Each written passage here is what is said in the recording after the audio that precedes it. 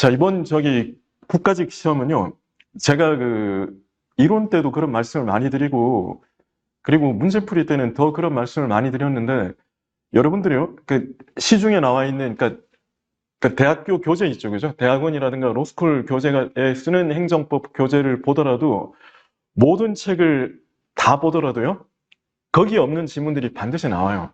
반드시 나옵니다. 그래서 나올 확률이 엄청 높고, 나온다고 말씀을 드렸었습니다. 근데 이번 국가직 같은 경우에도요, 행정법, 기본 교과서에, 대학 교재라든가 거기에 소개되지 않은 그런 지문들도 당연히 나왔습니다. 그래서 나와가지고, 이제 그렇게 시험이 나왔을 때 어떻게 대처할 것인가. 근데 그 난도를 높이는 가장 좋은 방법이요. 사례를 엄청나게 많이 내도 난도를 높이지만, 제가 문제풀이 때 그런 말씀을 많이 드렸죠. 낯선 지문을 낸다고. 낯선 지문을 내고요. 그 낯선 지문은 정말 완전히 뭐지? 이런 싶은 지문을 내는데 정답은 따로 있는 걸 내고요. 더 난도를 높일 때는 어떻게 하느냐. 지문 3개는 그래도 익숙한데, 지문 3개는 익숙한데 낯선 지문을 내요. 그리고 그 지문을 정답 처리해버리는 거예요. 그러면 난도는 엄청나게 올라갑니다. 이번에 난도 조절을 그렇게 했었습니다. 사례 문제를 많이 내기보다는 그냥, 익숙하지 않은 지문을 정답 처리하는 그런, 기출이 되지 않았던, 출제되지 않았던 그런 문제를 정답 처리하는 문제들이 꽤 있었었죠. 낯선 지문들이 있어. 그래서 아마 푸실 때는, 이거 낯선에 푸셨겠지만, 막상 또 채점을 하시면서는 그렇게,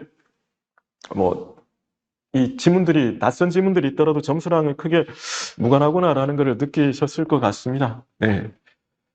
이제 하나하나 문제를 보면서요. 그래서 또 설명을 드리도록 하겠습니다. 1번 문제는 쉬운 문제였었죠. 1번 문제는 쉬운 문제였었는데, 1번 문제 틀리신 분들은 오늘 하루 정말 금식하셔야 됩니다. 이거 2번에 보시면요. 구비서류에 미비 등 흠이 있으면 뭐 하라 그랬습니까? 이거 많이 말씀드렸죠. 보완하라. 다만 이제 보완의 대상이 되는 흠이 형식적이거나 그런 흠이다. 다만 실질적인 요건은 그게 일시적인 사정이거나 착오로 인한 경우에는 보완을 요구를 하되, 원칙적으로는 형식적 절차적 요건이라는 말씀은 제가 고난도 특강 때도 또 말씀을 또 드렸었죠. 특강 때도 그런 말씀을 드렸었습니다. 그래서 2번이 답이 되는 문제였었고요. 1번에 보시면 신청인의 편의를, 이거는 제가 농협 예를 많이 들었었죠. 그죠? 그러니까 시골 같은 데는 관공서가 많지 않으니까 농협에다가 위탁을 시키고, 그럼 농협도 그때는 수임받은 쪽에서는 행정청이 되고, 그래서 그런 식으로 1번 말씀을 드렸었고요. 3번은 또 나올 거 아니에요. 또 나올 거 아닌데, 다만 이게 접수증을 준다는 거는 여러분, 어쨌든 접수한 사실을 알고 있으니까 기다리라는 건데, 예를 들어, 우편으로 했다. 접수증 어떻게 줍니까? 그렇죠? 그리고는요, 바로 그냥 되어 있으면 바로 처리할 거면 접수증 줄 시간에 바로 처리하겠죠. 그래서 3번은 그런 내용인데 또 나올 질문은 아닙니다. 4번 같은 경우는요, 어쨌든 처분이 지연되지 않도록 한다. 신속한 처분을 해야 된다는 그런 내용이었었죠. 그죠? 네. 네, 금식하셔야 되는 분 벌써 2분 나오셨는데, 그래서 4번 같은 경우는, 그래서 예를 들면 시장이 허가를 해줄 때 소방서장의 동의가 필요하다 그러면 그때는 서로 신속한 협조를 하라, 그런 뜻으로 말씀을 드렸었습니다. 자, 2번 문제 보시면요, 행정기본법에 관련된 내용인데, 바로 행정기본법 할 때도 말씀드렸지만 취소나 철회 근거 규정을 든다 말씀드렸었죠. 그죠? 그리고는 이제 다만 두고 있지만 법률에 근거 없어도 가능하다는 말씀, 행정기본법 특강에서도 계속 말씀을 드렸었던 내용이고요. 그리고 2번은요, 취소와 철회의 가장 큰 차이가 뭡니까? 기본 개념의 문제였죠. 취소는요, 성립 당시부터 있던 문제고, 그 다음에 철회는 후발적 사정이라 그랬죠. 그죠? 그래서 2번 지문은 그냥 개념 문제였었습니다. 2번 문제는 개념 문제고, 물론 판례에서도 계속 언급을 하고 있는 그런 내용이었죠. 그죠? 그래서 2번 지문이 틀린 지문이 되고 3번입니다. 바로 뭡니까? 신뢰보호 원칙과 관련해서 귀책 사유가 있으면 신뢰보호 원칙이 적용되지 않는다, 그런 내용이었었고요. 그 다음에 4번에 보시면요, 이게 바로 뭡니까? 수익적 처분의 취소. 이거 역시 여러 번 강조를 드렸던 내용인데, 바로 취소를 할 때는 뭘 해야 되느냐? 취소가 제한되는 게 있었죠. 어떨 때 제한된다 그랬습니까? 수익적 처분의 취소는 제한이 되었었죠. 그래서 직권 취소는 제한이 되었습니다. 그래서 그때는 이익 형량을 해야 된다. 다만 쟁송 취소는 아니다는 것, 굉장히 중요한 판례라는 말씀을 다시 한 번 더 강조드리겠습니다. 역시 계속 설명을 드렸었던 내용이니까 무난하게 푸셨을 거고요. 그리고 3번에 1번은 또요, 그죠? 우리 뭐 여러 번 문제로도 풀었었습니다만 수익적 처분 같은 경우는 법률에 근거 없더라도 부관 붙일 수 있다라는 말씀드렸었죠, 그죠? 그래서 말씀드렸었던 내용이 되는데, 근데 1번에 보시면요, 이게 이 수익적 처분에 있어서는 부관으로 부담을 붙일 수 있다는 것 자체가 다만 우리 판례에서 논의됐었던 거는 100% 재량행위라 그랬었습니다. 일반화시키지는 마시라 그랬습니다.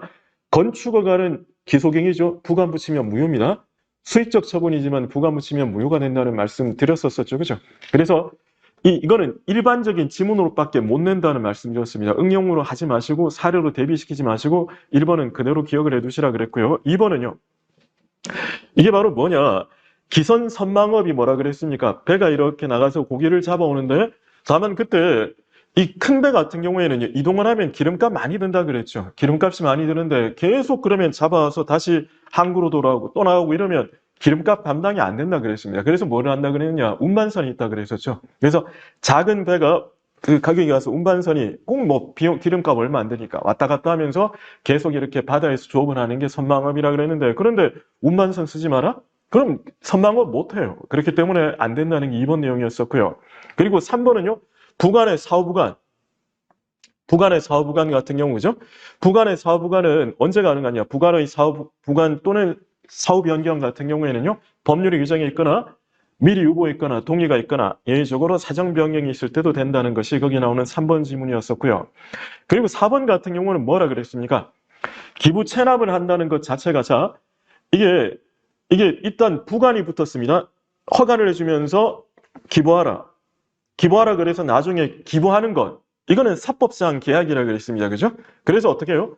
부관 자체가 비록 잘못된 거라도 기부하는 것 자체는 사법상 계약이니까 사법 원리에 따라 따로 판단해야 된다는 거예요. 사법 원리에 따라 따로 판단해야 되는데 그게 뭐라 그랬습니까? 내가 기부를 했는데 이게 부당결부금지원칙 위반인지를 모르고 기부를 했다는 거예요. 기부했다. 착오죠. 그러나 착오에 의한 의사표시는요. 법률행위의 중요 부분에 착오가 있어야만이 취소를 할 수가 있습니다. 법률행위 내용에, 그러니까 계약서 등에 표시가 돼야 원칙이에요. 취소할 수 있는 게 원칙입니다. 그러나 내가 부관이 옳은 줄 알고 기부했다는 거는 내 동기의 착오나 불과하다 그랬습니다. 동기, 계기의 착오에 불과하다 그랬죠. 그래서 이런 것들로는 원칙적으로 취소를 못한다 그랬습니다. 그래서 여기에서 기부한 경우라면 특별한 사정이 없으면 계약을 취소할 수 없다 그랬죠. 착오를 이유로 취소를 못한다는 그게 4번이 되는 겁니다. 역시 계속 우리 뭐 익숙하게 봤었던 지문이었습니다. 자, 4번에 1번인데요. 이게 이 1번 판례는요. 한 번도 나온 적이 없거든요. 2004년 판례인데 한 번도 나온 적이 없었습니다. 한 번도 나온 적이 없었는데 제가 고난도 특강 시간에 다시 설명을 드렸었죠. 그래서 한 번도 나온 적이 없지만 이것도 좀 봐두시라. 그때 쓴 표현이 뭐라 그랬습니까? 내가 집을 세입자인데 내가 다른 사람한테 거기를 다시 세내주면 이거를 전대라 그랬었죠. 전대. 이 전대는 바로 이른바 사법관계에 불과하다라는 말씀을 드렸었습니다. 안 보신 분들은 꼭 고득점 특강, 고난도 특강을 듣도록 하십시오. 들어가십시오. 자, 그 다음에 2번은요. 입찰 보증금 그러면 또 사법관계로 들어가시라 그랬죠. 그죠? 사법관계로 들어가시라 그랬었고요. 그리고 3번은요. 무단점유자에 대한 변상금 부과는 처분이라 그랬습니다. 그러나 행정재산이 아니고 일반재산 같은 경우는 대부라 그랬었고 일반재산은 사법상 계약에 불과하다 그랬었죠. 그죠? 3번 지문 또 맞는 지문이고요. 4번은요. 입찰 참가 자격 제한. 입찰 참가 자격 제한 같은 경우는 바로 처분이다. 입찰 참가 자격 제한은 전형적인 공권익 행사로 처분이라 그랬죠. 근데 여기 보시면 2번, 4번 같은 경우 그때도 제가 2번 지문이 나오면 꼭 4번을 같이 설명을 드렸었고요. 4번 관련이 나오면 꼭 2번을 생각하시라 그랬었던 게 입찰 그러면 공법관계, 사법관계 그런 식으로 접근하지 절대 마시라 그랬습니다. 입찰 보증금은 사법관계지만 입찰 자격 제한은 공법상의 처분이라는 말씀 계속 드렸었죠. 그죠? 그래서 뭐 역시 잘 푸시지 않았을까 그런 생각이 듭니다. 5번은요. 행정이범법 문제인데 이게 세부적인 문제를 냈습니다. 세부적인 문제를 냈었는데 그때 제가 이게 설명을 드리면서 이게 첫 해니까 이렇게 깊이는 뭐 나올 가능성이 적다는 말씀을 드렸었지만 그때 이거 할 때 그 2항을 읽으면서 경과실은 아니라 그랬었습니다. 경과실은. 그래서 경과실은 아니라 그랬었던 건데 그래서 거기 4번 지문은 그거를 경과실 행정기본법 그게 나왔었죠. 그래서 행정기본법 특강도 꼭 듣도록 가십시오. 행정기본법 꼭 듣도록 가시고. 맞습니다. 이렇게 1번, 2번, 3번 같은 경우 지금 그 무수리 킬러 닉네임이 좀 별 건전하지 않은 닉네임을 쓰시는 분이 말씀하셨는데 이게 1번, 2번, 3번 같은 경우는 뉘앙스가 같아요. 맞습니다. 이게 뉘앙스가 같은 것랑 뉘앙스가 다른 것들을 골라내는 거 아주 문제 푸는 그런 기술이 굉장히 뛰어나신데 맞습니다. 네. 네, 그때 행정기본법 특강도 꼭 들으십시오. 행정기본법은요, 지방직에도 무조건 한 문제 이상 나옵니다. 네, 무조건 한 문제 이상 나오니까 꼭 듣도록 하시고요.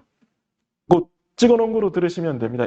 오히려 지방직은 행정기본법이 좀 더 쉽게 나올 것 같습니다. 자, 그 다음에 네, 이 뉘앙스 다르다는 거는 정말 훌륭하십니다. 네, 맞습니다. 네. 네, 그 제가 경과실은 아니라는 말씀을 드렸었는데 어쨌든 그렇게 잘 푸신 분들은 다행이네요. 네. 6번 같은 경우는요. 6번은 행정입법인데 1번이 여러분 이게 뭐냐면 제가 그때 수업 시간에 그런 말씀을 드렸었어요. 이론 강의 때 말씀드렸었던 게 문제풀이에도 다뤘습니다만 대통령령하고 총리령 무령의 절차가 다르다. 그게 국무회의 심의를 거치느냐 안 거치느냐 그 차이가 있다는 말씀을 드렸었습니다. 그래서 이제 여러분들에게 질문을 제가 던져드렸죠. 여러분들이 실무자라면 대통령령으로 만들고 싶을까 총리령 무령으로 만들고 싶을까? 당연히 총리령 무령으로 만듭니다. 왜 만드느냐? 총리령 무령으로 대통령령으로 만들면요 국무회의 심의를 거쳐야 돼요.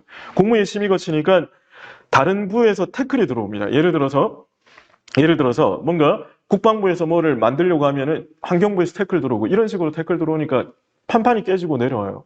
그래서 또 뭐라 그랬습니까? 같은 판례 엮어서 말씀드렸었던 게 그러면 막상 대통령령으로 이렇게 안 만들고 총리령 무령으로 만들면 있었던 판례 있죠. 상위법으로 제정해야 될 거를 하위법으로 제정하면 무효다라는 판례 있었죠. 그거 하면서 같이 말씀드렸습니다. 그래서 이때 이제 제가 이제 그때 대학원에 세미나를 할 때 그때 법제처 계시는 분이 계셨는데 법제처 계시는 분이 그래서 이거 가지고 그 굉장히 막 그 한탄했었다는 말씀까지도 들었었던 내용들이 1번이었고요. 그리고 2번은요. 헌법재판의 대상이 되는 거는 대외적 구속력이 있어야 돼요. 대외적 구속력이 있어야 되는데 대외적 구속력이 있는 게 바로 뭡니까? 행정규칙이지만 대외적 구속력 가지는 두 가지는 무조건 나온다는 말씀이었습니다. 행정규칙인데 대외적 구속력 가지는 두 가지가 첫째, 기억나시죠? 재량준칙이 되풀이 시행되어 자기 구속력을 갖게 되는 경우. 또 뭐 있었죠? 행정규칙인데 상위법의 위임을 받은 것. 바로 법령보충규칙이죠. 그래서 이번 지문은 대외적 구속력을 가지면 헌법소원 대상이 될 수 있다는 그런 지문이었었죠. 그죠? 그 다음에 3번은요. 제가 여러분들에게 많이 말씀을 드렸었던 게 어렵지는 않은데 제가 기출문제 때도 그런 말씀을 드렸었고 단원별 그다음에 동영 때도 계속 그런 말씀을 드렸었던 게 어렵지는 않은데 요즘 출제자들이 되게 좋아하는 그런 지문이라고 판례라고. 그러니까 이게 위임이 없음에도 불구하고 처분 요건을 바꾸면 안 된다는 것. 그럼 대외적 구속력이 없다는 말씀을 드렸었죠. 이거는요. 그러면 이건 그랬었는데 이거 고난도 특강 시간에 다시 한번 또 다루었었습니다. 워낙 요즘 출제자들이 좋아하는 거라 다시 한번 다루었습니다. 그리고 4번은요. 자, 보시면 이게 역시 이론과 기출 때도 강조를 드렸었던 것이 행정입법의 부작위는 부작위 확인 소송의 대상이 될 수 없죠. 그렇게 되지만 이거를 난도를 높이면 이렇게 낸다고. 난도를 높이면 이렇게 낸다고. 그리고 여러분, 제가 이거는요, 뭐 할 때 썼는가 하면, 이론 강의 때요. 우리 이론 강의 때 10강 파트에 보면은요, 뒤에 그 사례 문제 있거든요. 그 사례 문제에 제가 바로 요 사례가 그겁니다라고 말씀드렸던 바로 그거였습니다. 왜? 그 댐 있지 않습니까? 여러분들에게 던져드렸었죠. 던져드렸었던 게 댐을 만들었는데, 안동에 댐을 만들었는데, 여기에서 단동댐 만들면서 법률에서 보상에 대해서는 대통령령으로 정하라 그랬는데 대통령령을 안 만들었다고요. 안 만들었었는데 그 안 만들고 있으니까 사람들이 부작위 위법 확인 소송을 들어간 거죠. 부작위 확인 소송을 들어갔는데 그때 뭐라 그랬었느냐. 바로 이른바 법을 안 만드는 거는 바로 행정입법의 부작위고 그 내용들이 바로 이 행정이 부작위 확인 소송의 대상이 될 수 없다는 겁니다. 우리 왜 10강 사례 문제 보시면요. 이론 10강 사례 문제 보시면 거기 아예 이렇게 되어 있습니다. 76년 특정 다목적 댐법이라고 아예 나와 있습니다. 바로 특정 다목적 댐법 이 판례였습니다. 그래서 이것도 여러분들에게 질문을 던져드리고 여러분들이 당연히 할 수 있는 거 아닙니까? 라고 답이 나왔었거든요. 근데 그게 아니다. 왜? 행정입법 부작위는 아니다라는 거 그런 거였습니다. 그래서 그거를 어렵게 내는 형태가 4번이었습니다. 근데 10강 사례 문제가 바로 제가 그 사례 문제 내는 거는 다 이렇게 판례를 변형시켜서 판례에서 나와서 낸 거거든요. 그래서 뭐 무난하게 푸실 수 있었을 겁니다. 바로 그대로 있었던 겁니다. 네. 네. 그 다음에 7번 문제 보시면요. 우리 하자 승계되는 경우에서 비록 별개지만 하자 승계되는 게 뭐라 그랬습니까? 개별 공시지가 결정과 과세 처분. 그리고는 표준 공시지가 결정과 수용 재결. 그리고는 이제 국가유공자 취소와 독립유공자 예우 배제 그 부분들이라는 거 같이 말씀을 드렸었던 내용들이죠. 그죠? 그리고 2번은요. 이거 이렇게 되면 안 된다 그랬습니다. 왜냐하면 조합 설립 인가 처분 당시에 동의율 4분의 3을 충족하지 못했다. 50%밖에 안 되는 인가 났다?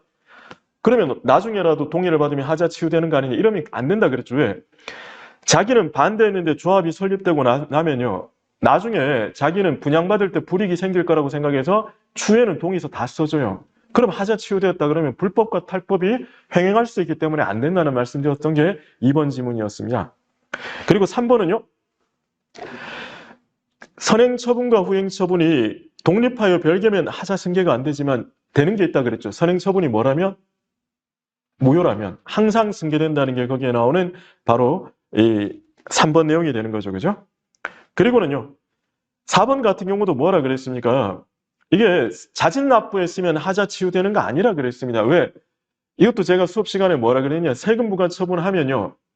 여기에 대해서 소송 들어가지 않습니까? 소송 들어가면요. 세무서에서 바로 전화 온다 그랬죠.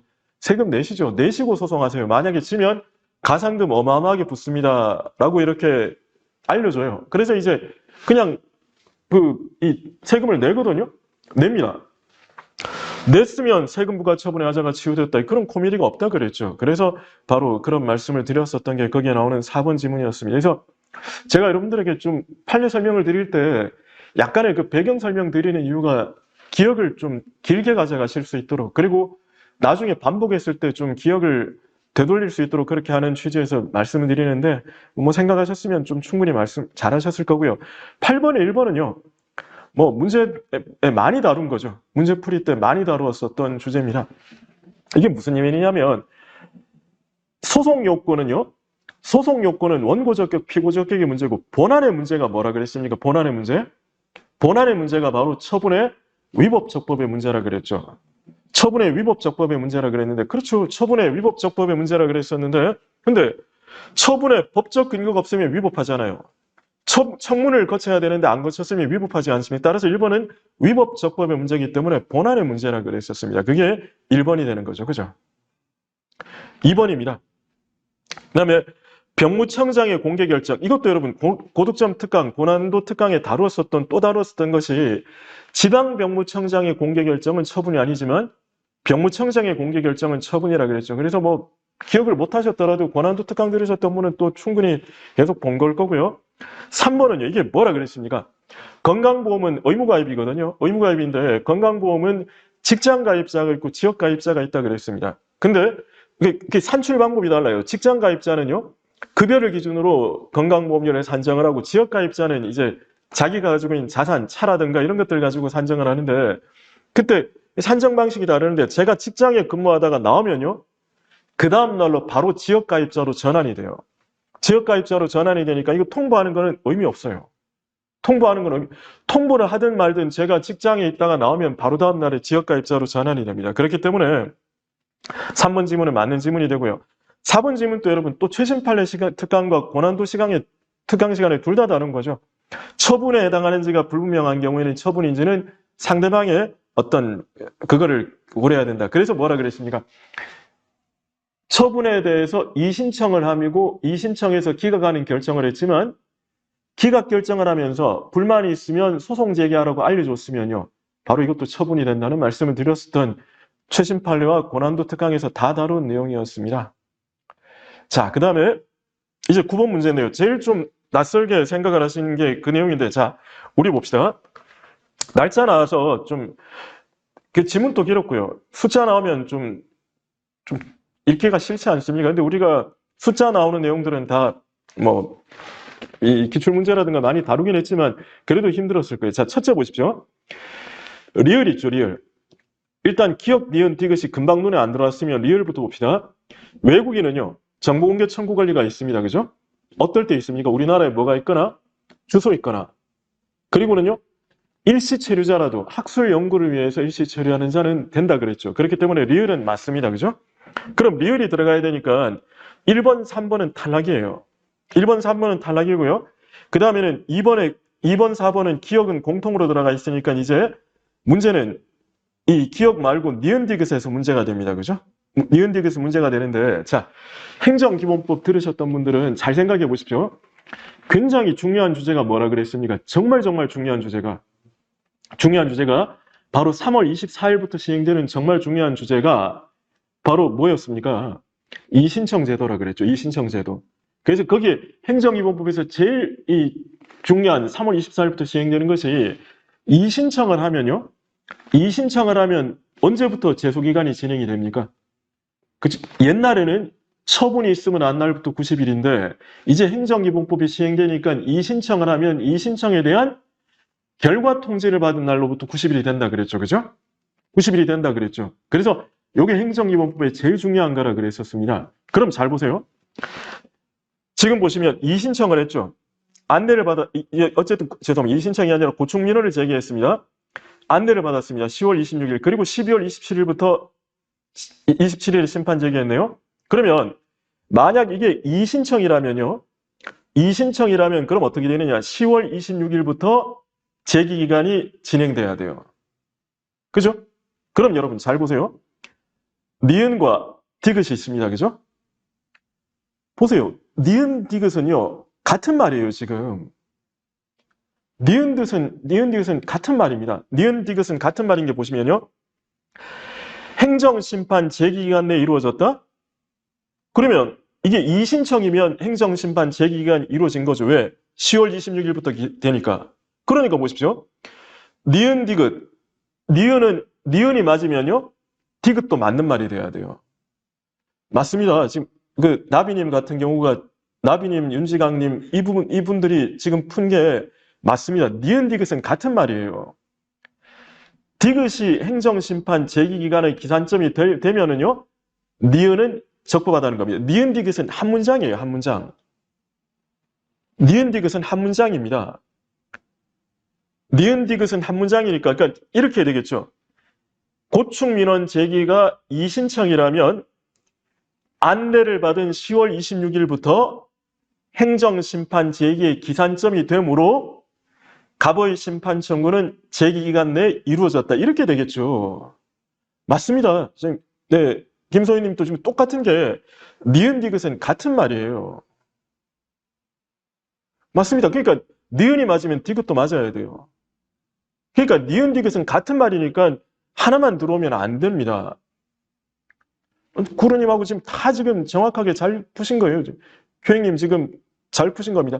잘하셨습니다. 그러니까 니은 디귿은 같은 말이기 때문에 일단 풀어야 돼요. 근데 자 이제 다르게 접근하겠습니다. 아니요. 그러니까 이 신청이 아니라고요. 그러니까 다르게 접근하면요. 아까 그래도 남긴 분이 계셨는데 이 신청은 누구한테 하는 겁니까? 처분청한테 하는 거라는 말씀을 여러 번 드렸었죠. 처분청한테 하는 거라는 말씀을 여러 번 드렸었습니다. 처분청한테 하는 거라는 말씀을 여러 번 드렸었어요. 그래서 처분청한테 하는 말씀을 여러 번 드렸기 때문에 이 신청이 아니라는 거를 또 생각을 하셔야 되고요. 마지막 세 번째. 우리 판례에 있었던 거 있죠. 고충민원이 뭐라 그랬죠? 고충민원? 고충민원의 대상은 제한이 없어요. 이 신청은요. 자 보세요. 그렇죠. 맞습니다. 처분청한테 하는 게 처분청한테 하잖아요. 처분에 대해서 처분청한테 들어가면 이 신청. 처분청에 대해서 원칙적으로 상급 그 행정청에 가서 상급자치단체나 중앙행정심판위원회 가는 것이 행정심판, 법원에 가면 소송입니다. 처분에 대해서 그렇게 가는 게 그게 이제 이신청 그다음에 행정심판 소송이 되는데, 이거는 여러분 국민권익위원회에 들어가는 거는 뭐 고충민원이 뭐라 그랬습니까? 처분에 대해 따지는 게 아니고요. 고충민원의 대상은 제한이 없어요. 제가 왕따 당하고 있는 것 같습니다. 그리고 저한테 자꾸 이렇게 저한테 간부가 상급자가 자꾸 치근댔답니다. 그리고 밥 먹을 때 그냥 저는 좀 시끄럽다고 자꾸 구박을 줍니다. 전부 다 돼요. 군대 소원술이랑 똑같은 거라 그러지 않았습니까? 그래서 고충민원의 결정은요, 이거는 처분이 아니다 그랬습니다. 아무 의미 없는 거라 그랬습니다. 그래서 이제 세 가지 틀로서 다 풀 수가 있었던 겁니다. 오히려 어려웠었던 거는 사실은 기억이에요, 기억. 어려웠었던 건 기억인데, 기억은요, 보세요. 기억은요, 이게 뭐라 그랬는가 하면, 그렇죠. 그냥 고민 들어달라는 겁니다. 고민 들어달라는 겁니다. 그 다음에 또 하나 보시면요, 기억은 여러분 잘 기억하셔야 돼요. 기억은요, 개인정보보호법도 열람청구권이 있습니다. 근데 여러분 개인정보보호법 기억나십니까? 개인정보보호법은 뭐가 핵심이라 그랬던 거 기억나십니까? 무슨 권리를 보호하는 거라 그랬죠? 개인정보보호법은요, 뭐를 보호하는 거라 그랬습니까? 자, 9자입니다. 뭡니까? 개인정보보호법이 보호하는 거는 뭡니까? 개인정보를 보호하는 건데, 개인정보의 핵심적인 보호 권리가 그렇죠. 맞습니다. 자기결정권이에요. 개인정보 자기결정권입니다. 개인정보 자기결정권인데, 아니, 마실의 남자는 뭐 하시다가 지금 와서 제가 왕따 당한다고 그렇게, 네. 개인정보 자기결정권이거든요. 그래서 개인정보 자기결정권이니까 뭡니까? 내 정보가 어떻게 관리되고 있는가를, 이거를 내 스스로 결정을 하는 거예요. 그러니까 어떻게 해요? 예를 들면, 내 정보가 어떻게 되고 있냐. 예를 들어, 공단기에 제가 수업을 듣고 있는데 저만 보강 문자가 안 오는 거예요. 그럼 어떻게 해? 내가 어떻게 관리되고 있습니까? 열람. 전화번호가 잘못 쓰여져 있는 거예요. 정정. 이런 것들이. 그리고 제가 합격했다. 그럼 더 이상 홍보 문자 보내지 마라. 삭제. 그게 개인정보 자기결정권입니다. 개인정보 자기결정권이니까 그러니까 어떻게 되느냐. 개인정보보호법의 열람청구권은요, 지정보 보는 거예요. 지정보. 자기정보 보는 겁니다. 그래서 여러분 왜 그거 있죠? 예를 들면 자꾸 누가 나를 스토킹하는 것 같아요. 뭔가 지하철을 타는데도 누가 나를 자꾸 따라오는 것 같아. 이 사람이 분명히 내가 탑승역에서 봤는데 내리는 역에도 계속 있는 거예요. 제가 철도공사 가지고 도시철도공사 가서 지하철의 탑승객들의 CCTV 보여달라. 안 돼요. 내 정보가 아니잖아요. 그 개인정보 자기결정권이 되면, 지금 여기 보시면요, 뭡니까? 갑이요, 지금 뭐냐면 정보공개 청구를 들어갔는데 지정보를 들어간 게 아니라 부정수급 신고를 한 자와 내용 아닙니까? 그럼 여러분, 이런 것들이 공공기관의 정보공개에 관한 법률, 공공기관의 정보공개에 관한 법률에 따른 정보공개 청구권이 돼요. 나와 이해관계가 있든 없든, 그러니까 내가 볼 수 있는 것, 그거는 정보공개 청구권입니다. 자기결정권이 아니에요. 그래서 보시면 기억해 보세요. 개인정보보호법상 정보주체에게 열람 청구권이 보장돼 있지만 갑은 이에 근거하여 신고자에 대한 정보 공개를 요구할 수는 없게 되는 겁니다. 맞습니다. 안녕 소녀님 정확합니다. 아닙니다. 마시는 남자님 죄송하실 건 없는데 그냥 기분이 나쁘다는 거지. 어쨌든 이게 자기결정권이 됩니다. 여기까지 하시겠죠?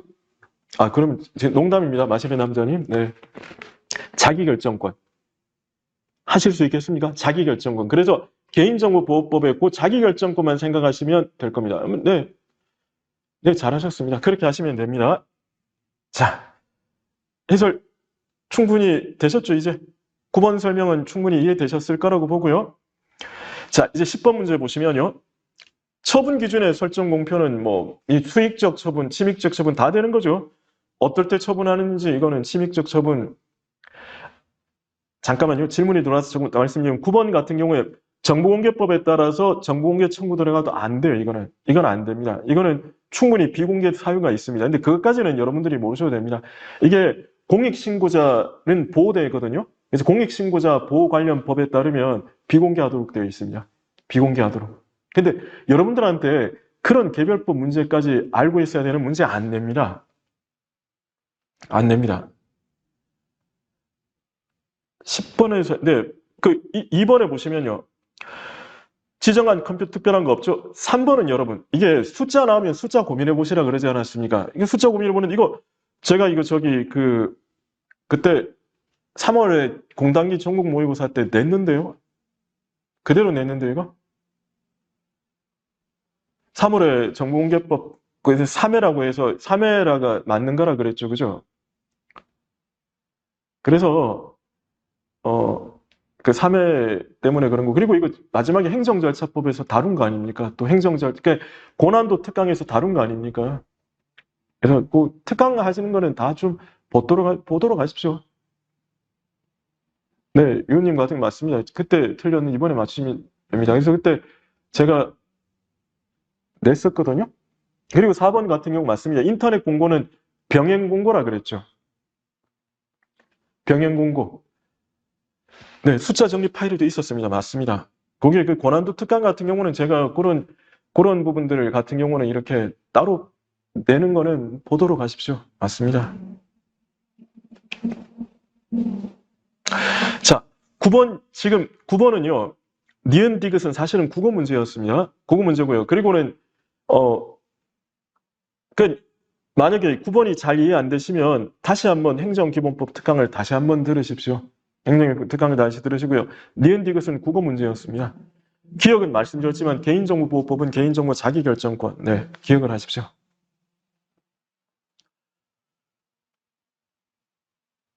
아, 네. 이 글씨가 번전해요. 다방직 전용이라고 봤어요. 디방직 전용, 못하는 선을 디방직이 뭔가 싶었네요. 지방직 전용 고난도 특강은 따로는 안 할 거고요. 지방직 대비 특강을 하나를 할 겁니다. 뭐를 할지는 지금 고민 중인데, 똑같이 들으십시오. 국가직 특강 들으십시오. 국가직 특강, 네, 맞습니다. 꼭 들어가십시오. 자, 그 다음에 11번 보시면요. 질서위반 위조법입니다. 이것도 역시 4번은 그동안에 한 번도 낸 적이 없는 내용이거든요. 4번은 한 번도 낸 적이 없는 내용인데 1번, 2번, 3번이 너무 뻔했었죠. 1번은요. 신분이 없는 자, 최순실을 생각하시라 그랬습니다. 그리고 2번은요.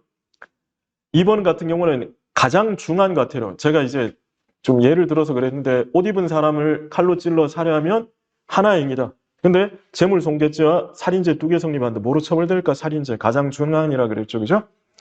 그 다음에 3번에 보시면요. 자신의 행위가 위법하지 아니한 것을 오인했다. 정당한 이유가 있을 때 하나여. 그랬었죠. 그게 3번 내용이 되고요. 그리고 4번은요. 아니 위반 사실을 적발했으면 왜 지방법원에 통보합니까? 자기가 보고하지. 뭐를 할 때 지방법원에 통보한다 그랬죠? 당사자가 뭐 하면요. 이의를 제기하면. 당사자가 이의를 제기하면 그러면 이제 행정청이 법원에 통보한다 그랬었죠. 그죠? 네, 맞습니다. 맞습니다. 정확합니다. 힘찬 하루님 그리고 이름님 다 정확합니다. 네, 잘하셨네요. 전부 다. 그리고 11번에 보시면요. 11번은 금방 했고 12번에 보시면요. 실효 채취로 손실 입히면 보상하라. 그게 행정기본법 내용이라 그랬죠. 그래서 뭐 이렇게 수거했는데 아예 그 샘플을 수거했는데 전체를 못 쓰게 되었다. 그러면 바로 그런 것들이고요. 그 다음에 2번에 보시면요. 원래 행정조사는 법률에 근거 있어야 되죠. 근데 어떻게 해요? 자발적으로 협조하는 경우에는 조사를 실시할 수 있고요. 그리고는 인터넷 이거 할 수 있다 그랬죠, 여러분. 이거 얼마든지 할 수 있습니다. 그리고 사항은요. 공동조사가 원칙이라 그랬죠. 그래서 3번도 보시면요. 한 번도 안 나왔었던 지문이거든요. 그냥 다른 지문이 익숙하게 나왔었던 지문 아닙니까? 다른 지문들이 전부 다 기출이죠. 그래서 이번 시험 문제는요. 이렇게 한 번도 출제되지 않았었던 지문을 정답으로 처리하는, 그래서 그런 식으로 난도를 높였었던 문제입니다. 자, 잠시만요. 11번에 4번 조금 말씀을 다시 한번 넣어드리면 그 뜻이 아니고 여기에 포인트는 행정청이 위반 사실을 적발하면 행정청이 직접 부과합니다. 행정청이 직접 부과하고요. 이의제기를 하면 그러면 행정청이 법원에 통보하는, 그것만 보시면 됩니다. 여기에서 뭐 비속인이 뭐니 그게 중요한 게 아니고요. 자, 그 다음에 이제 13번에 보시면 1번 거부 처분에 대한 집행정지는 뭐 안 되죠. 거부 처분 정지해봐야 정지하는 것 자체로는 의미 없다 그랬습니다. 그죠? 그래서 거기에는 1번 지문은 맞는 지문이 되고요. 2번 틀리신 분들은 어려웠지만 2번 틀리신 분들은요. 역시 또 오늘 무슨 말씀 드리는지 아시겠죠? 그죠? 내일 아침부터 드십시오. 사정 판결이든 뭐든 간에 처분 위법성은 언제라 그랬습니까? 항상 처분시죠. 처분시. 항상 처분시죠. 그래서 2번 지문은 틀린 지문이 됩니다. 그리고 3번은요. 집행정지 요건 중에 적극적인 요건과 소극적인 요건이 있다 그랬습니다. 그죠? 적극적인 요건, 소극적인 요건인데 적극적인 요건은 있어야 되는 것. 소극적인 요건은 있으면 안 되는 것. 소극적인 요건이 두 가지가 뭡니까? 공공문의에 중대한 영향을 미칠 우려가 없을 것. 죄송합니다. 없을 것. 그 다음에 세 번째가 마지막으로 뭐죠? 본안의 이유 없음이 명백하지 않을 것. 그죠?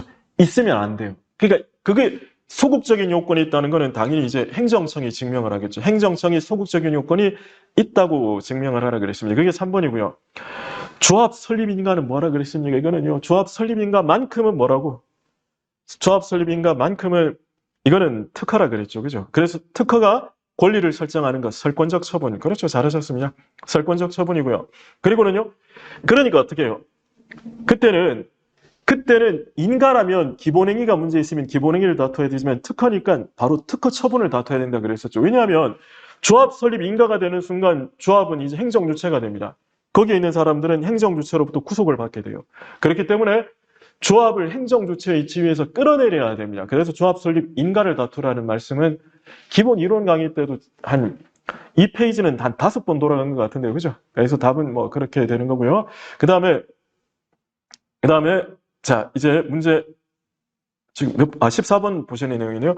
14번은요, 이거는 정답은 여러 번 나와서, 여러 번 뭐 강조를 드렸던 거지만 정답이 아닌 지문이 조금 낯선 지문이 있었습니다. 자, 하나하나 설명드리겠습니다. 1번에 보시면요. 국가배상법 2조에서 말하는 다른 법령 규정은 뭐라 그랬습니까? 다른 법의 규정이 있으면 그러면 이제 이중배상 금지가 되는 것이 세 가지죠. 군인, 군무원, 경찰 공무원, 그리고는 예비군대원. 다른 법에 따라 보상을 지급받을 수 있을 것. 지급받을 수 있을 것이죠. 지급받을 수 있을 것. 그러니까 지급받을 수 있으면요. 그러면 어떻게 되느냐. 그러면 이중배상금지에 걸립니다. 그리고 세 번째가 뭐였죠? 죄송합니다. 이중배상금지가 첫 번째가 이제 그 군인 공무원, 두 번째가 직무훈련과 전투훈련 등 직무집행, 세 번째가 보상을 지급받을 수 있을 것이죠. 그래서 제가 무슨 예를 들었는가 하면요. 기억나십니까, 여러분? 왜 군인이 그 훈련소에서 너무 많은 구타를 당해서 이 사람이 정신질환으로 아예 노동능력 100% 상실 진단을 받고 나와요. 근데 이 사람이 손해배상 소송을 제기했다 그랬죠. 손해배상 소송을 제기했는데 근데 이 사람이 소송에서 집니다. 당연히 이중배상금지 때문에 져요. 그리고 나서는 바로 연금 청구를 들어갔다 그랬죠. 근데 어떻게 연금 청구가 5년이 지나버려서 10호로 소멸되어서 연금도 못 받았습니다라는 말씀 드렸었던 거 기억나시죠? 그래서 어떻게 해요? 이중배상금지는 보상을 지급받았을 게 아니라 보상을 지급받을 수 있으면 이중배상금지에 걸립니다. 그래서 거기 보면 10호로 소멸된 경우라도 이중배상금지에 적용을 받게 되는 겁니다.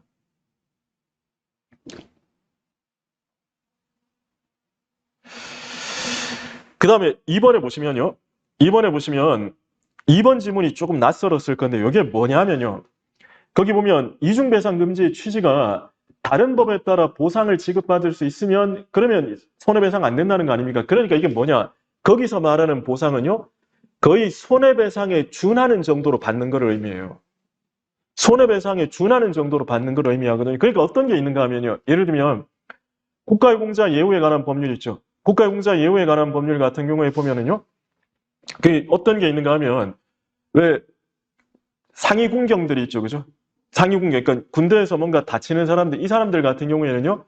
돈을 받는데 매달 얼마씩 이렇게 받는 금액이 그 국가유공자 예우 등에 관한 법률에 따르면 액수가 딱 정해져 있습니다. 손해배상에 준하는 것만큼 금액이 나와요. 금액이 나옵니다. 그럼 어떻게 해요? 충분히 보상받을 수 있으니까 배상은 청구는 안 된다는 게 이중배상금지의 취지예요. 근데 이게 아니란 말입니다. 이중배상금지가 다른 법에 따라 돈 받았다 그래서 무조건 이중배상금지에 적용을 받는 건 아니에요. 어떤 게 있는가 하면, 예를 들면 여러분, 그거 있죠. 그 산업재 생각해 보십시오. 산업재. 산업재 같은 경우가 왜 근로자가 과로해가지고 뭔가 질병에 걸렸다. 이러면 산재로 인정되잖아요. 근로자가 과로하는 바람에 뭔가 사망을 했다. 산재로 인정되지 않습니까?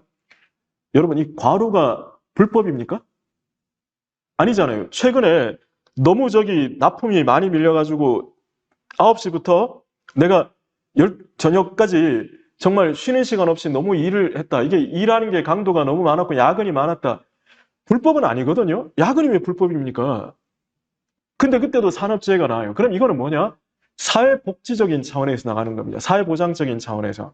사회보장적인 차원에서 나가는 겁니다. 그러니까 이것도 뭐냐면 공무원 연금 있죠. 공무원이 똑같아요. 공무원이 과로하면, 그러니까 공무원이 직무 중에 뭔가 과로를 했다 다치면은요. 그러면 거기 보면 요양비라는 게 나가요. 그럼 이 요양비가 여러분 불법 행위로 인한 배상입니까? 아니잖아요. 그 요양비는 금액이 뭐 한 몇백만 원 나가거든요. 사회보장적 차원에서 산재처럼 나가는 겁니다. 산재처럼. 그러니까 이건 어떻게 되느냐? 이거는 사회보장적 차원에서 나가는 거기 때문에 그거 받았다 그래서 자, 예를 들면 여러분. 예를 들면 아까 제가 국가유공자 예우 등에 관한 법률에는 군인이 다치면 매달 수백만 원 나오거든요. 매달 수백만 원이 나옵니다. 근데 여기에 나오는 공무상 요양비는 뭐냐면 이게 연금법에 따라 과로해 때문에 내가 힘들었던 거예요. 과로 때문에 뭔가 지병이 좀 악화된 겁니다. 그러면요. 위로금으로 요양비라 그래서 나오는 것이 800만 원 정도 돼요. 그럼 800만 원 받았기 때문에 손해배상 청구 못 합니까? 이거는 어이가 없지 않습니까?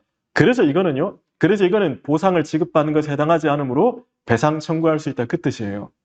이번 지문은 굉장히 어렵기 때문에 이것도 출제 가능성이 없습니다. 이번 지문 일단 여러분들은 요건을 굵직굵직하게 기억하시고요. 3번은 여러분 워낙 많이 나왔었던 주제죠. 3번 워낙 많이 나왔던 거죠. 그래서 이게 바로 뭐라 그랬습니까? 제가 이게 훈련으로 공상을 입은 군인이 국가배상법에 따라 손해배상을 지급받았다. 이게 원래 안 되잖아요. 안 되는데 어떤 일이 있었다 그랬습니까? 훈련으로 공상을 받은 사람이 이게 손해배상을 지급받았다는 게 이게 어떤 일이 있었다 그랬었죠? 왜? 청구 들어갔는데 이게 이 바보같이 국가가 항변을 안 한 거예요. 국가가 이중배상 금지를 주장을 안 해서 변론주의 때문에 기억나시죠? 변론주의 때문에 그래서 손해배상을 받은 거예요. 손해배상을 받았는데 그런데 이 사람이 손해배상 받고 나서 그렇죠. 보상 청구 들어간 겁니다. 그랬더니 국가가 그때 되어서야 이중배상 금지를 주장을 한 거예요. 그때 되어서 이중배상 금지를 주장을 했는데 근데 그때 우리 법원이 뭐라 그랬습니까? 이중배상 금지라는 건 어떻게 해요? 이중배상 금지는 그렇죠. 보상을 받을 수 있을 때 배상을 청구할 수 없다는 뜻이지 그 반대가 아니라 그랬잖아요. 보상을 청구할 수 있을 때 배상을 청구할 수 없다는 뜻이지 배상을 받을 수 있을 때 보상을 청구할 수 없다는 뜻이 아니다. 그래서 여러분 그때 제가 이거 계속 말씀드렸었던 것이 원래 법을 해석할 때 가장 기본적인 해석은요. 문구에 따른 해석입니다. 이게 물리적인 해석이라 그래요. 물리적인 해석. 그러니까 문구에 맞는 해석이 되는 원칙입니다. 그렇기 때문에 어떻게 해요? 문구대로 해석을 해야 된다. 따라서 이중배상금지는 보상을 받을 수 있을 때 배상을 청구할 수 없다는 것이지 배상을 받을 수 있을 때 보상을 청구를 못하는 거는 배상을 받을 수 있을 때 보상을 청구를 못하는 건 아니다. 그런 말씀을 드렸었죠. 그래서 3번 지문이 뭐 여러 번 나왔었던 내용이었죠. 이 3번이 안 보이셨다는 분들은요. 이거 제가 최근에 우리 필수 개념에서 있었고 오답노트에도 있었던 내용들입니다. 기출 오답노트에 그대로 있었던 지문들입니다.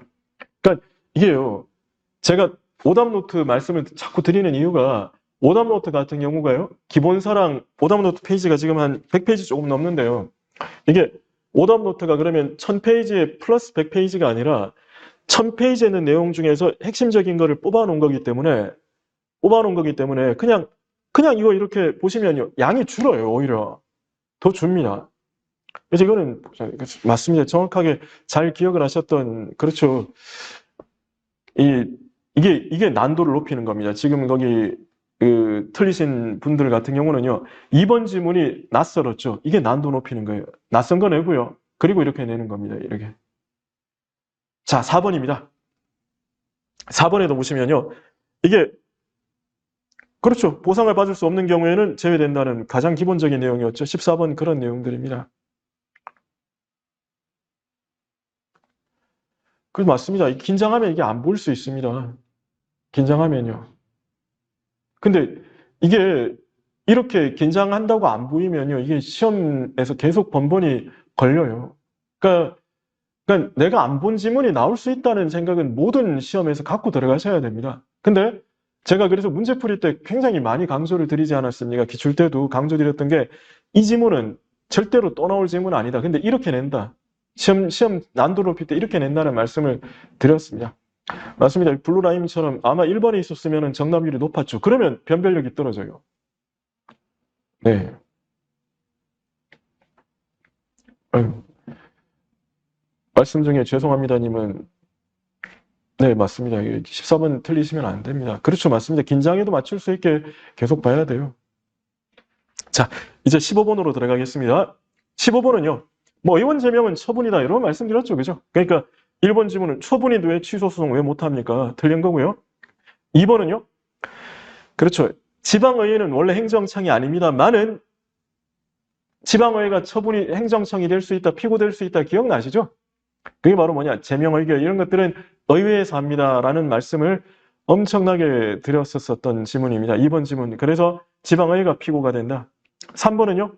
왜 원고 적격이 판례에 따르면 아니 법률상 이익구제설에 따르는 이 말은 무시하십시오. 법률상 이익구제설에 따르는 이거 지워버리면 보세요. 뭡니까? 판례에 의하면 의원은 제명 처분을 다툰 원고 적격이 있잖아요. 오히려 이게 더 어렵게 내려면요. 이렇게 냈었어야 돼요. 갑은 다투려고 한다. 그런데 갑의 임기가 이미 종료되었다. 이렇게 냈었어야 됩니다. 이렇게 내면 더 어려워지는 거죠. 그렇지만 여러분 아시지 않습니까? 의원 제명 처분에 대해 다투는 중에 의원의 임기가 끝났더라도 급여 청구와의 관계에서 이익이 있으면 소익이 있다. 그런 거죠. 그죠? 그래서 이런 내용들을 난도를 높이려면 그렇게 냈어야 됩니다. 3번은 그 내용이 되고요. 그래서 4번 지문하고 이렇게 내긴 했지만 어쨌든 뭐 4번 지문은 쉽게 냈지만 난도를 높이려면 사례에서 집어넣었어야 돼요. 네. 잘하셨습니다. 다들. 16번에 1번은요. 이거는 그래서 2번 같은 경우도 우리 뭐 고득점 특강 최신 판례 때도 한번 다룬 거고요. 어쨌든 관할 위반이죠. 행정법원에 제기할 거를 민사소송으로 제기하면 관할 위반이 된다. 그 2번 특별한 거 없죠. 그죠? 3번이 여러분 변론 관할이 뭐라 그랬습니까? 이게 원래 뭐 다른 법 관할이 없는데도 하면 그게 생기는 게 재판이 계시면 생기는 게 변론 관할입니다. 근데 어려웠을 거예요. 제가 관할은요. 지방직 특강 때 한 번 더 다루겠습니다. 관할을 한 번 더 다루겠습니다. 그리고 4번은요. 생태 이거 환경 원고 적격이 없다 그랬죠. 근데 1번이 너무 쉬웠잖아요. 1번이. 1번은 이론 시간이든 뭐든 여러 번 말씀드린 게 뭐라 그랬습니까? 입주 예정자들은요. 사용검사 처분을 다툴 수 없다는 말씀드렸죠. 왜 없다 그랬습니까? 왜 없다 그랬습니까? 입주 예정자들은 원고 적격이 없는 게 사용검사 처분은 수익적 처분이잖아요. 수익적 처분. 수익적 처분의 상대방은 원고 적격 없다 그랬죠. 맞습니다. 네. 내우택님 맞습니다. 수익적 처분 다들 잘하셨네요. 네. 재량준철님. 제가 제 이름 부르니까 이상한데. 네. 하여간 그런 식으로 원고 적격이 없다는 겁니다. 잘하셨습니다. 다들 잘하셨습니다. 네. 17번은요. 17번도요. 2번, 3번, 4번 어려웠거든요. 2번, 3번 되게 어려웠는데 2번, 3번 지문이 특히 어려웠죠. 근데 1번 보십시오. 이거는 보세요. 또 어려운 지문 내면서 정답을 너무 쉽게 냈잖아요. 협의취득 무슨 관계입니까? 사법관계죠.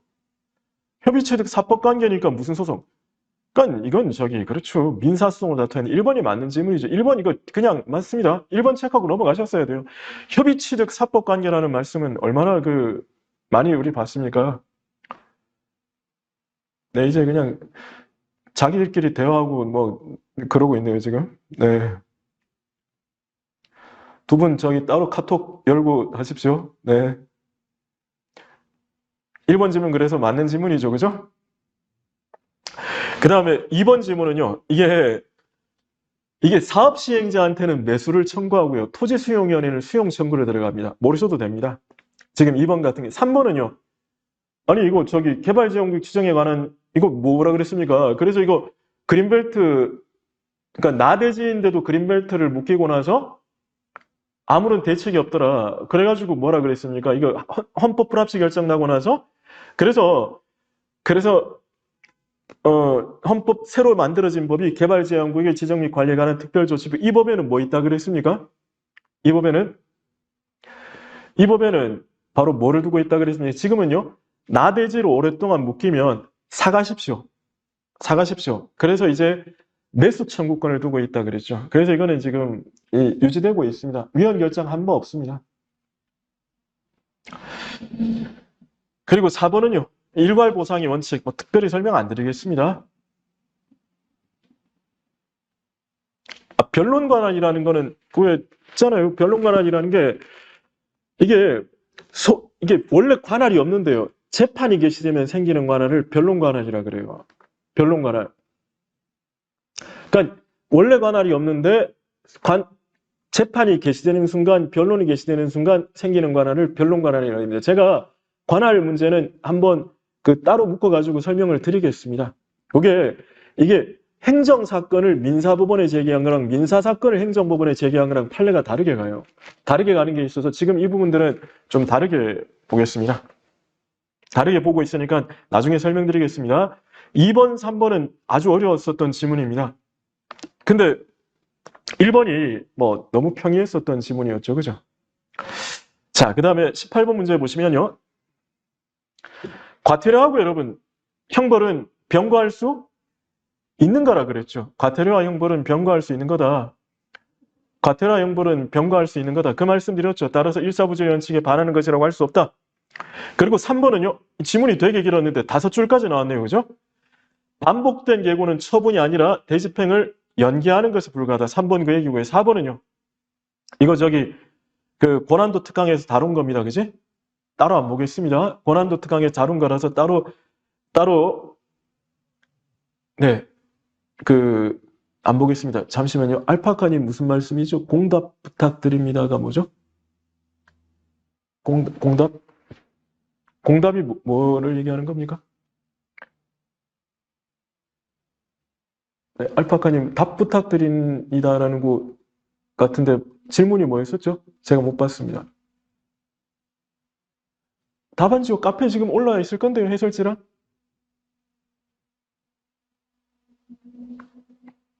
네. 그래서 한번 해설지 올라가 있습니다. 해설지. 네. 공단기 프로필 사진 어디서 찍었냐고요? 사진관에서 찍었는데요. 사진관에서? 네, 지하 사진관에서 찍었습니다. 근데 제가 이걸 왜 지금 답을 하고 있지? 해설 강의 계속 하겠습니다. 자, 2번 지문이 뭐였는가 하면요. 2번 지문이, 이 2번 지문 같은 경우는 보십시오. 자, 이게 역시 시정명령을 받은 의무자가 정당한 방법으로 신고를 했으나 위법하게 거부했다. 그러면 어떻게 해요? 이행강제금 부과를 못한다 그랬습니다. 이게 무슨 내용이냐면요. 이게 왜 제가 수업 시간에 판례 설명드렸었던 게 가설 건축물 있죠. 가설 건축물. 이 가설 건축물 같은 경우는도요. 왜 공사 현장 보면 컨테이너로 이렇게 휴식 공간 그런 거 쓰고 있지 않습니까? 그래서 그런 것들 가설 건축물은 신고를 해야 돼요. 근데 이 사람이 제대로 신고했거든요. 근데 행정청이요. 법에도 없는 서류를 요구를 하고 있는 거예요. 그러면서 요구를 하면서 신고 안 받아줍니다. 신고 안 받아주면서요. 이 건물 불법이니까 철거하래요. 철거해야 됩니까? 아니라는 겁니다. 이행강제금 부과하면 안 된다는 거예요. 위법한 건데 왜 하느냐 그 얘기입니다. 그게 거기에 나오는 2번 지문이었죠. 1번, 3번, 2번 지문은요. 역시 어려웠던 지문인데 우리 책에는 다 있었지만 어려웠던 지문인데 1번, 3번, 4번이 워낙 충분히 1번, 3번은 워낙 많이 나왔고요. 4번은 제가 고득점 특강에서 다룬 거 아닙니까? 그죠? 네, 맞습니다. 자, 그 다음에 19번에 보시면요. 소운 취소 통치행이 아니라는 거는 우리 왜 통치행위 파트에 나오는 거 아닙니까? 그래서 소운 취소는 통치행위 아니다. 그래서 여러분 보십시오. 거기 보면요. 지금 이 지문은요.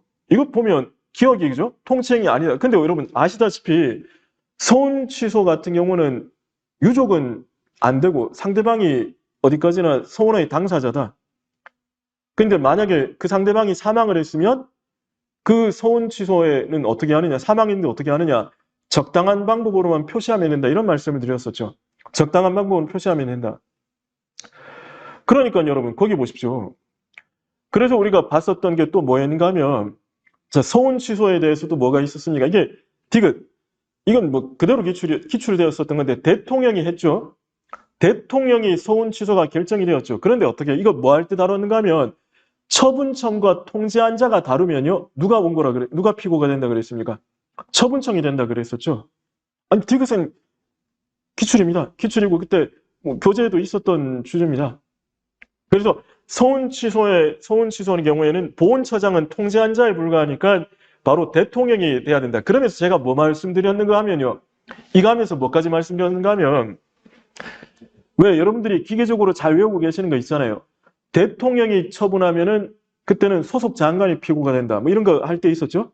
근데 제가 그거는 그렇게 외우시면 안 된다는 말씀까지 드렸습니다.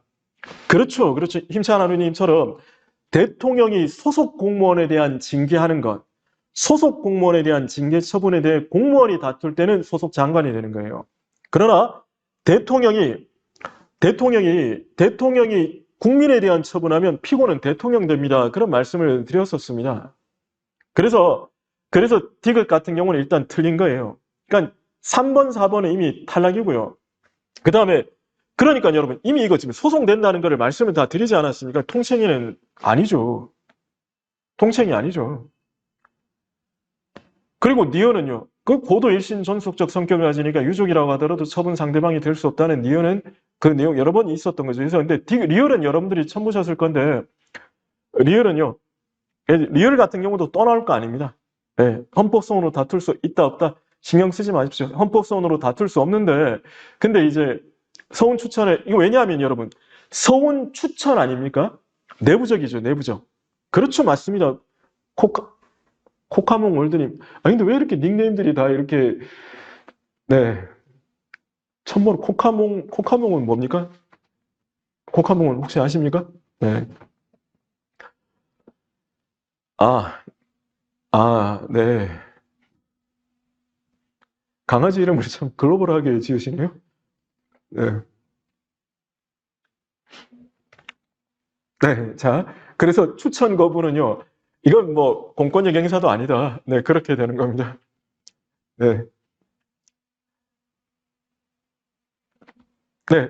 19번은 소원 취소는 통치행위 아니고 일신 존속적이다. 유족은 상대방이 아니다. 뭐 그런 내용들 그죠? 네. 네. 자, 그렇게 해서 뭐 아예 그냥 아예 이것도 기억위원회에서 바로 정답 찍고 들어가셨어야 됩니다. 네. 말씀 중에 죄송합니다는 꼭 강퇴시켜라. 네. 꼭 강퇴시켜라. 자, 19번은 그 얘기고요. 그 다음 20번입니다. 20번. 자, 20번에 보시면 이거 여러분 왜 이것도 1번에 이것도 정답은 한 번도 나온 적이 없었던 거예요. 정답은 한 번도 나온 적이 없는데 나머지 질문이 계속 나왔었던 겁니다. 맞습니다. 이거 4번은 한 번도 안 나왔기 때문에 이거 모르셔도 돼요. 모르셔도 됩니다. 모르셔도 되는데 자 1번에 보시면요. 이거 제가 행정기본법 때 강의했었던 기억나시죠? 행정기본법상 행정강제는 5가지다. 그게 뭐냐? 대집행, 이행강제금, 직접강제, 강제징수, 그리고 즉시강제 있다. 그렇게 해서 5가지다라는 말씀을 드렸었던 거죠. 그러니까 1번은 맞습니다. 그죠? 그리고 대집행의 요한비용은 뭐라 그랬습니까? 이거는 비용 명령을 내리고 안 내리면 국세징수법에 따라 강제징수하니까 어떻게 해요? 민사소송 대상이 아니다. 그랬었죠. 그게 2번. 3번은 여러분 대집행의 대상이 되는 의무는 사법상 의무가 아니다. 그게였죠. 그리고 4번은요. 이게 국가가 거두면 국고 수입이 되고요. 지방자치단체가 거두면 지자체의 수입이 돼요. 그래서 이거는 국가의 사무라면 국고 수입으로 들어가고요. 지자체 사무라면 지자체의 수입으로 들어갑니다. 그래서 이거 요런 취지의 판례를 제가 한번 말씀드렸었던 게 뭐에 말씀드렸는가 하면 과태료 부과하죠. 과태료 부과하면 이제 네, 과태료 부과하면요. 이재기를 하잖아요. 이재기를 하면 어떻게 되느냐. 그때는 법원에 재판하죠. 법원에 재판하면 이제 과태료 징수 들어가죠. 누가 징수합니까? 누가 징수합니까? 그렇죠. 검사가 징수를 들어가는데 검사가 과태료 하려면 그러니까 어떻게 그냥 관련 행정청한테 보낸다 그랬죠. 그러면 어떻게 되느냐? 자, 구조가 이렇게 되겠죠. 예를 들면 대전시장이 과태료 부과했다, 이의제기했다 그러면 법원에 통보.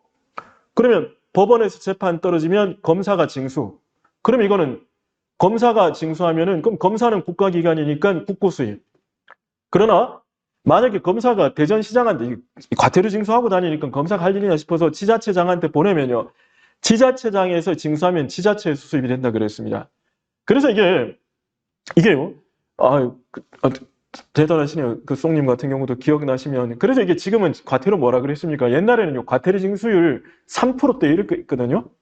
하도 안 내니까. 그러니까 하도 이제 징수 안 합니다. 지자체가 징수 안 하니까요. 이제는 지자체의 수입으로 하도록 했습니다. 지자체에서 징수하면 지자체 수입으로 하니까 악착같이 징수한다는 말씀 드렸지 않았습니까? 그래서 4번 질문도 그런 취지로 이해하셨으면 됩니다.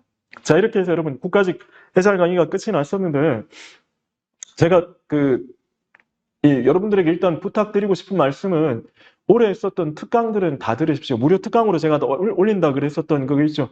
개인정보보호법 최신 판례 고득점 특강 다 들으십시오. 다 들으시고요. 그리고 뭐 공부 방법에 대한 말씀들을 많이 하시는데 사실 지금은요 좀 아직 2달이면 여러분 2달이면요 여러분들의 그 집중도가 되게 높은 2달이거든요. 지금은 이제 집중도가 되게 높을 때이기 때문에 만약에 여러분들이 좀 공부가 이번에 덜 되어 있다 싶으신 분들은 그런 분들은 저기 핵심 집약 강의를 들으시거나 아니면 책이라도 보십시오. 근데 제가 지방직 대비 강의도 합니다. 지방직 대비 강의는 옳은 지문 특강을 해요. 옳은 지문 특강은 한 10회 정도로 아마 10회 전으로 끝날 겁니다. 그러니까 10회로 끝나니까 이거는요. 옳은 지문 특강은 진짜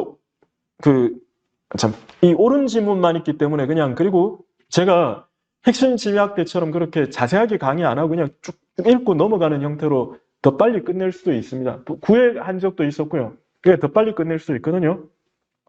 그래서 그냥 옳은 지문 특강은 내가 이제 뭐 충분하다. 이론적인 부분은 베이스는 충분하다. 그러면 이제 옳은 지문 특강을 통해서 여러분들이 정리하시고요. 조금 부족하다 싶으신 분들은 그냥 핵심 집약 그거를 좀 보도록 하십시오. 그리고 모의고사는요. 지금 옳은 지문이 단원별 모의 뒤에 있는 것, 그거는 문제랑 매치한 옳은 지문이고요. 그 다음에 옳은 지문은 그냥 1강부터 40강까지 쭉 이렇게 되어 있는 겁니다. 네. 그래서 오늘 여기까지 하고요. 어쨌든, 해설 강의 들으시고, 제가 여러분들 말씀드렸지만 상처를 후벼파려고 한 게 아니라, 그냥, 좀 여러분들이 이제 좀 자신감을 가지고 지방직 때 대비를 하실 수 있도록 그렇게 하시라는 취지에서 말씀드렸습니다. 네. 오늘 잘 들으시고, 그리고 한번 뭐 잘 이해가 안 되시면 한 번 더 들으시면서 좀 자신감을 잘 챙기시기를 부탁드리겠습니다. 날이 좋습니다. 바깥에 뛰어가서 놀러 다니지 마시고요. 조금 더 여러분들이 이 좋은 날에 좀 더 좋은 시간을 보낼 수 있도록 이 지방직까지 또 매진하시기를 부탁드리겠습니다. 네. 감사드립니다. 다음 시간에 또 뵙도록 하겠습니다.